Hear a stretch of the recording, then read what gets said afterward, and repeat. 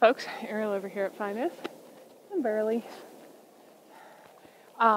Today what I wanted to talk about for a minute was the state of the snowpack around here. Oh hi, I do love you, I do. Can I talk without getting kissed? Yeah, good boy. I've got a bunch of questions about the snow. It's actually really warm today. It got above freezing for the first time in probably 2 months. So snow actually packs. That's very unusual for us. Anyway, lots of questions about snow in general, especially after my video about melting snow for water, and just when I share pictures and stuff. If you follow us on MeWe or Float or the blog or anything like that, of what's going on around here, about how it looks like there's a lot less snow in this new spot than in the old clearing. Well, there is less snow this year, but there is less snow in both places. Now, these two places that the tiny house has lived, which is right behind you right now, this is the garden area over here. This is one of the little berry bushes we planted last year. I can already see the buds swelling for next spring. That's encouraging. A few other tops sticking out through here. This is a really, really low snow year. We didn't really get any snow that stuck on the ground until, it was at least mid-December. We'd had a few flurries and stuff before that and a couple skiffs of snow that came and melted. That is not normal for us either. Usually there's snow coming down on the ground from September-ish on. And then we got a decent amount of snow from kind of there through a little past Christmas. And then we really haven't got anything since at all. It's pretty much been dry for 6 weeks, maybe going on 7 now. That is also kind of unusual. Now it's been clear and cold for almost that whole time. You can probably see it's cloudy today, so that's probably why it's so much warmer. But a lot of that time has been below zero and created all these beautiful hoarfrost crystals and stuff like that. But we have not got snow. And as you probably noticed in the snow video, or the snow melting video, it is very unusual for us to have snow warm enough to pack like that.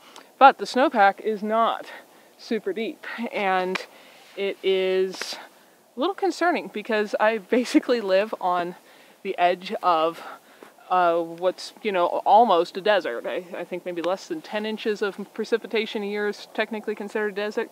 We get 15 to 16 inches of total moisture a year. On average. Averages, of course, are made over many years, which may have more or less, in an individual year. But we usually get 3 to 4 or so of those as rain, mostly in the spring and fall, and then a few of those summer thunderstorm showers, which are often not enough to even actually wet the ground. But most of it comes down as snow. This is true of both where we're currently living and where the tiny house used to be, where I was for many years. And a bunch of people had asked on the snowmelt video, they were surprised at how little water I got out of there, and I got a lot of people saying, oh, I thought it was 10 inches of snow to an inch of water. That ratio varies drastically depending on the temperature of the snow. I'm gonna try to remember to link down below, or maybe I'll put up a screenshot here of a chart that shows you how much approximately moisture there is in a snowpack when it snows at different temperatures. And as you can see toward the colder end of that, you can have up to 60 inches of snow to equal 1 inch of water.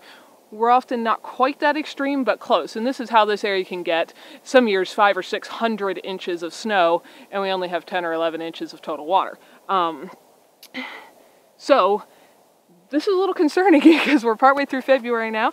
Now, I've certainly seen the month of February snow like mad. So can March and April and May and sometimes the beginning of June.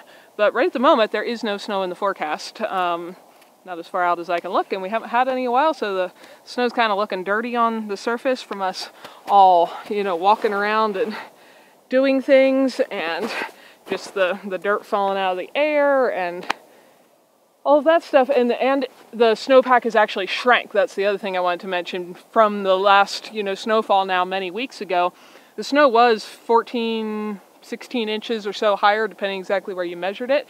And since then, it has evaporated, transpirated, and snow can do different things depending on the temperature and the weather and the wind. But anyway, moisture is sucked up out of that snowpack and gone away to fall on other people, which means we don't have it here. And worrying about it doesn't do any good, obviously, or change what the weather does, but it sure would be nice if the snow started to puke for the next couple months, because we need a lot more snow here and on those mountains behind me, or we're going to have another serious drought this year.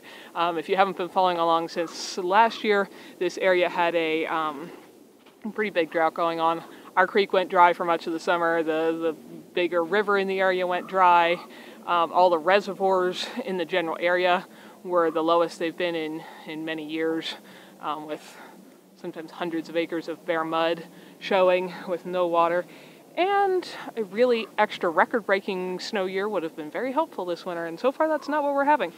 But as far as the differences between the two places where the tiny houses lived, that area and this area, even though they are quite a few miles apart here in the mountains, are basically currently experiencing the same weather. The snow is super low there as it is here, and there's a raven flying over. I don't know if you're going to see Burley run past to chase it off and be sure it doesn't get close to any of his ducks or chickens. Good boy. Yeah, you get them. You don't let them come down here.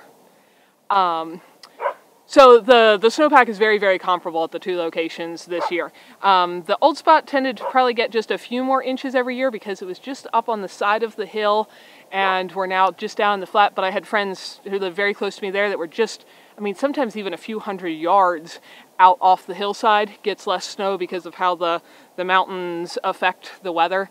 And if you're looking behind me, you can probably see, back when we angled the slope here of where the garden is, somebody had commented that that was a waste of time. Changing the angle doesn't make any difference. It does when you live in borderline frozen tundra and desert conditions like us. If you look at those mountains behind me, you can probably tell that direction is south. So the sun is over there in the low in the sky right now at this time of year, and it shines this way. That's north, and you can see all the north sides of the little hills where the mountains do ridges like this are tree covered. I lived tucked into one of those north facing slopes all those years that the house was in the trees, and how all the south slopes are wide open, and some of them are actually going completely bare right now, like brown dirt bare.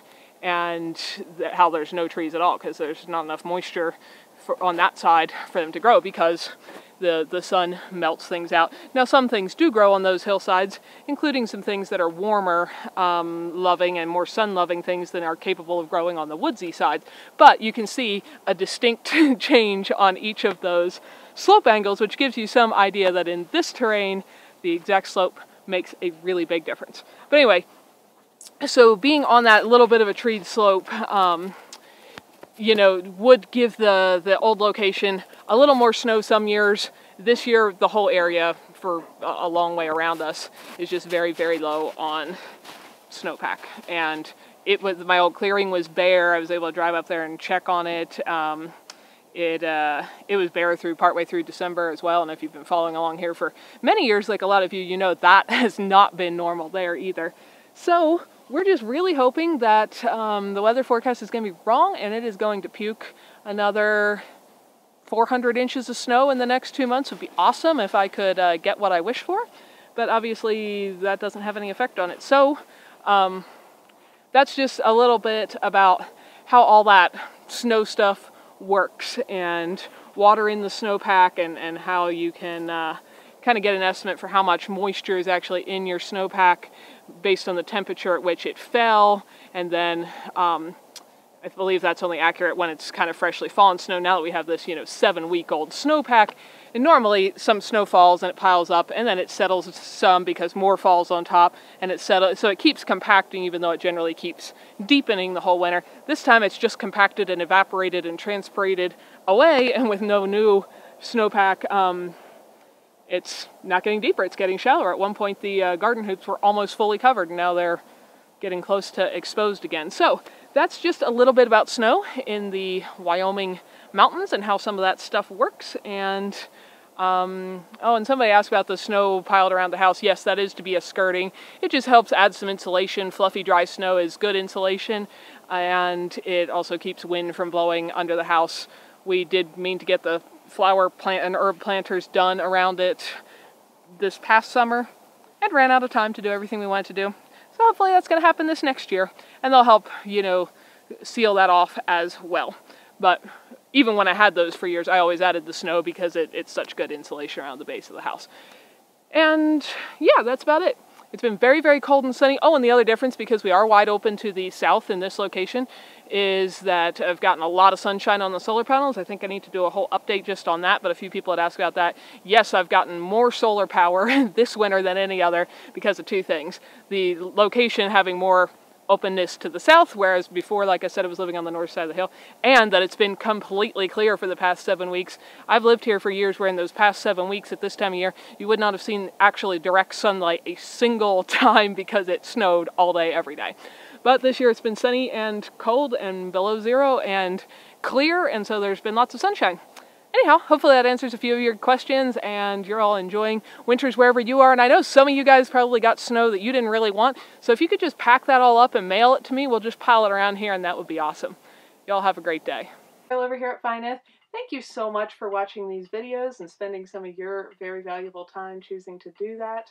We hope you found something that was useful, educational, helpful, maybe save someone else some time and trouble, or just something just plain beautiful. If you don't want to miss any videos, subscribe and hit the bell. And thanks for coming along on our journey as we build a new little homestead with our tiny house and everything to come.